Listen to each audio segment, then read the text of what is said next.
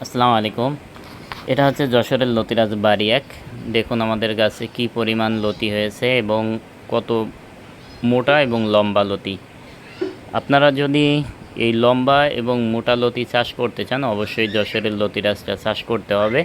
কারণ এই লতিটার এমন বৈশিষ্ট্য যে আপনি একই গাছ থেকে আপনি দুই ধরনের লতি পাবেন, মোটা লতি এবং চিকন লতি। এটার বিশেষত্ব হচ্ছে এই যে এক এক অঞ্চলে এক একটা লতির চাহিদা থাকে বেশি, তাই আপনারা এই জাতটা যদি চাষ করেন তাহলে এক গাছ থেকেই আপনারা দুই ধরনের লতি পাবেন এবং আপনার এলাকায় যে লতিরই চাহিদা থাক না কেন আপনি কিন্তু সেই লতিটাই পাবেন। আর আমাদের দেখুন যে লতিগুলা 1 হাত 1.5 হাত 2 হাত পর্যন্ত লম্বা হয়েছে। এর জন্য আমরা যা করি, আমরা কিছু বিশেষ মেডিসিন আছে, এগুলো আমরা ব্যবহার করি। এখন এই মেডিসিনগুলো আমরা ভিডিওয় এই জন্যই বলি না যে এই মেডিসিনগুলো হয়তো দিতে হবে 10 গ্রাম প্রতি ড্রামে।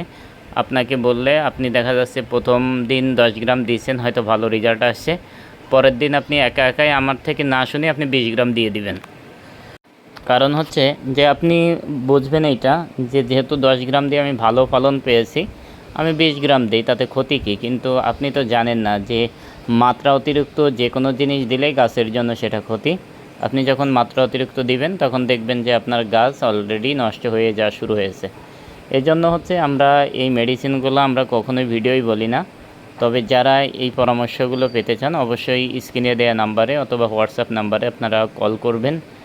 আপনারা আপনাদের জমির পরিমাণটা বলবেন, আমরা যে পরিমাণ দিতে হয় আমরা সেগুলো আপনাদেরকে বলে দিব। আর যারা এখন এই লতিরাজ চাষ করতে চান তবে অবশ্যই সঠিক জাতটা চিনে তারপরে আপনারা চাষ করবেন, তাহলে ইনশাল্লাহ আপনারা এই লতিরাজ চাষ করে আপনারা ক্ষতিগ্রস্ত হবেন না। আর আপনারা যদি 2 টাকা কমের জন্য আপনারা যেখান থেকে 2 টাকা কমের জন্য আপনারা যেখান থেকে ইচ্ছা সেখান থেকে চারা সংগ্রহ করেন, কিন্তু পরবর্তীতে আপনারা আমাদেরকেই ফোন দেন আবার যে ভাই অমুক জায়গা থেকে চারা নিয়েছিলাম, সে ফোন ধরে না, এরকম বিভিন্ন রকমের সমস্যার কথা বলেন। এখন তারপরে যেহেতু আমরা চাষি, আপনারা ফোন দিলে আমরা আপনাদের মুখের উপর কিছু বলি না। আমরা আপনারা যেভাবে পরামর্শ চান আমরা যতদূর জানি সেভাবে আপনাদেরকে পরামর্শ দিয়ে সহযোগিতা করার চেষ্টা করি। কিন্তু হচ্ছে যে বিষয়টা, আপনি যদি প্রথমেই যদি ভুল করেন তাহলে সেই ভুলটা কিন্তু আর পরে শুধরানোর কোনো সুযোগ নেই।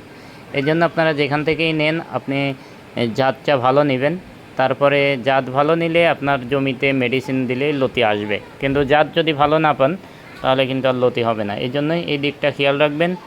আর যারা এখন লতি কচু চাষ করতে চাচ্ছেন বা জমিটা রেডি করছেন, তাদের যদি কোনো চারা প্রয়োজন হয় বা আপনারা যদি এই যশোরের লতিরাজ বাড়ি এক চাষ করতে চান, যে কোনো প্রয়োজনে আপনারা আমাদের সাথে যোগাযোগ করবেন। ইনশাল্লাহ আপনাদেরকে আমরা যে ক্ষেত দেখাচ্ছি এই ক্ষেতেরই আপনারা চারা পাবেন। আর যদি আপনারা সরাসরি এসে আমাদের থেকে চারা সংগ্রহ করতে চান সেটাও আপনারা করতে পারবেন। আপনারা সরাসরি চলে আসবেন, আমরা আপনাদেরকে ঠিকানা দিব, সেভাবে এসে আপনারা ক্ষেত দেখে তারপরে আপনারা চারা সংগ্রহ করবেন। সেটা করলে আপনাদের জন্য আরও ভালো হয়। যদি আপনাদের সেই সুযোগ থাকে আপনারা সরাসরি আসবেন, এসে আমাদের ক্ষেত পরিদর্শন করে তারপরে আপনারা চারা সংগ্রহ করবেন।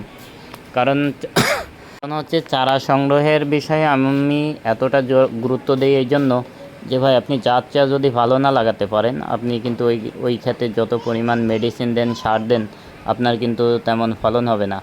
এরকম ফলন পেতে চাইলে আপনাকে অবশ্যই যশোরের লতিরাজ চাষ করতে হবে। এই জন্য আপনি যেখান থেকেই চারা নেবেন এই দিকটা খেয়াল রাখবেন যেন যশোরের লতিরাজটা নিয়ে আপনি রোপণ করেন। তারপরে আপনি আমার থেকে চারা না নিলেও আপনি যে কোনো পরামর্শ চাইলে আমি আপনাকে ইনশাল্লাহ পরামর্শ দিব।